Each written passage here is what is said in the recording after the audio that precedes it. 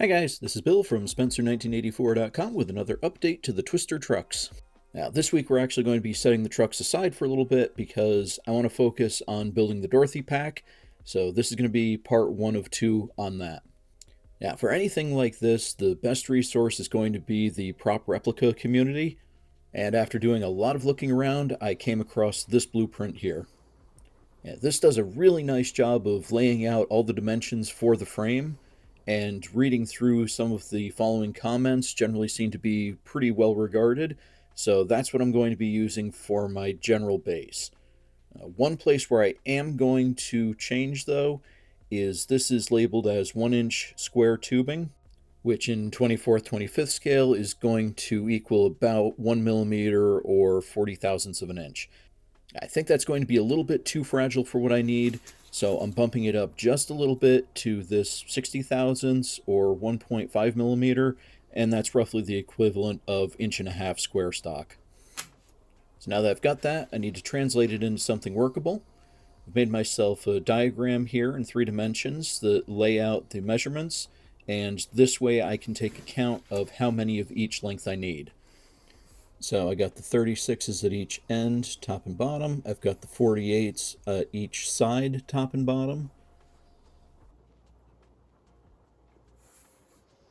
So that kind of gives me the base. Then I've got the uprights here on each end. Got the 26s here, the 31s back there. So I'm going to need 2 each of those.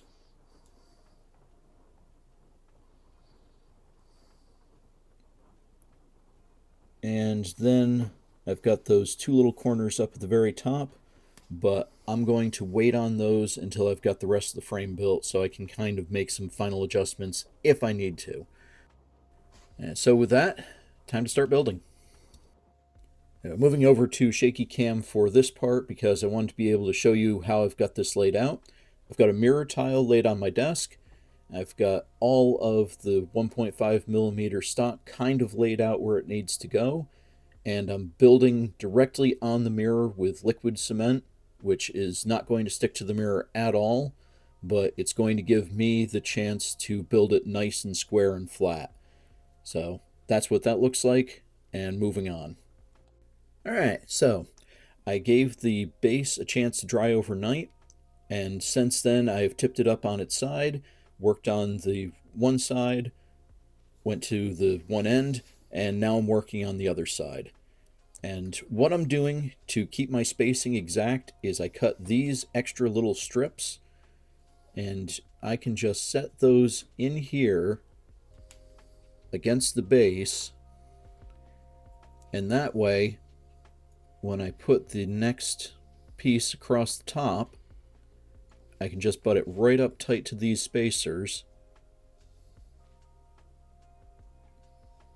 just like that.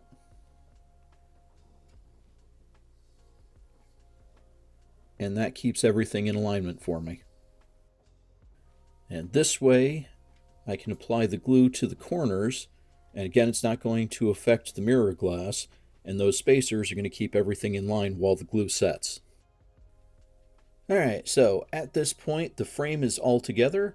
I've given it a good day and a half for the glue to set, so it should be nice and rigid, and I should be able to move it around without risking breaking any of the joints on it.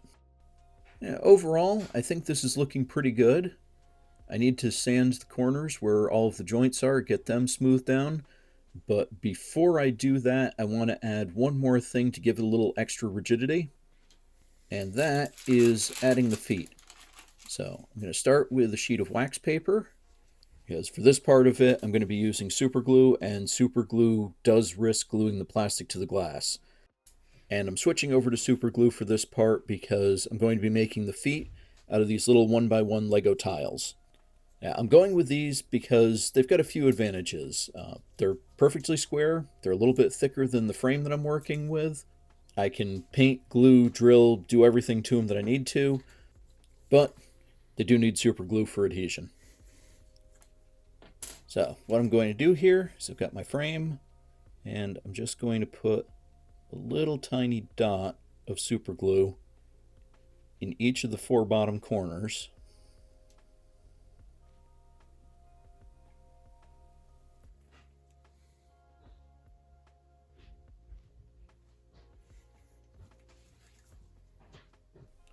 I'll set that down on the wax paper, which is still on the mirror tile, so it's got a nice flat surface.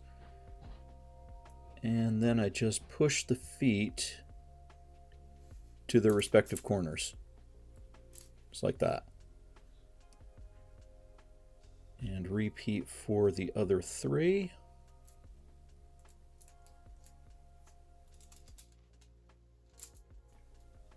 And there we go. And now I'm going to give this overnight to fully set up. Alright, this has now had an overnight to dry, so I can peel it from the wax paper. And it does stick to this, just not very well. So you can see it peels off pretty cleanly. And any residue is going to be on the bottom of the unit, so I don't really care. But that is how those look. Now I can do the final sanding on the frame and make the side guards for it. So let me show you how I'm going to do that. The side guards are basically flat metal strip, and going that thin with styrene I don't think is going to give me the strength that I need. I think it's going to be too easy to deform. So instead, I'm going to be using metal, and for that, I'm going to be using this. I found these to be a fantastic alternative for if you just want some plain flat thin metal stock. This is a seltzer can. Use soda can, tea can, beer can, whatever you want. It all works out pretty well the same. And so what I do is lay it flat, put my straight edge on it, and for this you want a little oomph, so I'm going to be using a utility knife. And just like with cutting styrene, you don't want to try to force it through all at once. I'm going to be making multiple shallow cuts, and after a couple 3 swipes, I'll have myself some clean metal strips. And once those are cut and bent, they look like this. The only other thing that I did is I did give them a light sanding just to knock off the protective coating, but you can still see a little bit of the can decoration on the far side, but that's not going to matter for this. I also have all of the corner joints sanded off and cleaned up, so now it's time to get this into some paint. And with that, we've got ourselves a Dorothy frame.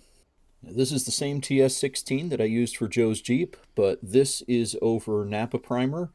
I use that in part because that adheres to everything. Metal, ABS, styrene, the works. Plus, using the gray primer makes it a slightly different shade from the Jeep, which will be kind of a nice bit of contrast here. Now, the last task for this week is sourcing a barrel for the Dorothy unit, and for that, I had to get creative, because I needed something that was the right size, the right shape.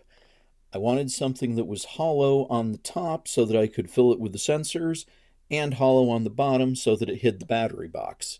Then on top of all of that, I wanted something that ideally was made of styrene so that it would be easier to glue the various sensors, control boxes, wires, and all of that to. And so I went looking through my parts boxes, and I found this. This is one of the side rocket boosters from Reville's 1/144th scale Space Shuttle Challenger kit.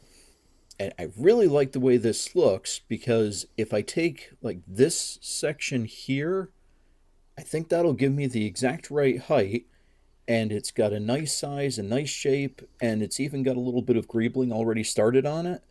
So what I'm going to do is I'm going to cut it off right here and here, and we'll see how that looks in the frame. Alright, so we've got the Jeep. We'll drop the frame in right between the wheel wells there. And here's the cut-off barrel, which, yeah, I think that looks like a scientific barrel. And fits right over the battery box. Yeah, covers that completely in a removable unit. I think it fits the frame nicely, and so yeah, we're gonna call that a win. And just setting them together, you can see, yeah, they fit together pretty well. So that'll do it for this week. Generally pretty happy with how the frame turned out. I'm very happy that I was actually able to find something to use for the barrel, and To kind of preempt the inevitable question, why do I have a Challenger kit when all I work on is 24th, 25th? Uh, Many years ago, I went through a phase where I was super into 1/144th scale aircraft, and among those, I bought a Space Shuttle Challenger kit. But when it arrived, in an unfortunate bit of historical accuracy, the kit was damaged. There was a big hole in the box, part of the shuttle body had been damaged, so when I got rid of all of the aircraft stuff that I had picked up over that time, I couldn't really resell that, and it had some interesting parts in it. So I said, well, maybe I'll figure out something in the future. And lo and behold, 20 years later, I needed a barrel for Dorothy for twister trucks, and it was available. Once again, making the lesson, never throw anything away because you'll never know when it'll come in handy. What? No! Okay, maybe that's not the right lesson, but still, it was very handy that I happen to have these on hand. So, next week, I am going to have the second part of building the Dorothy, where I finish the barrel, add all the greebling to it, the wires, get it installed, and I'll be doing some more work on the trucks. I did get the windshield in for the Dodge, so that's looking pretty good, ready for installation now. So I'll get this in, get the wiring finished, and then it'll just be wrapping up all the final bits and pieces of everything. So I will have another update next week. You can check back then, and thanks for watching.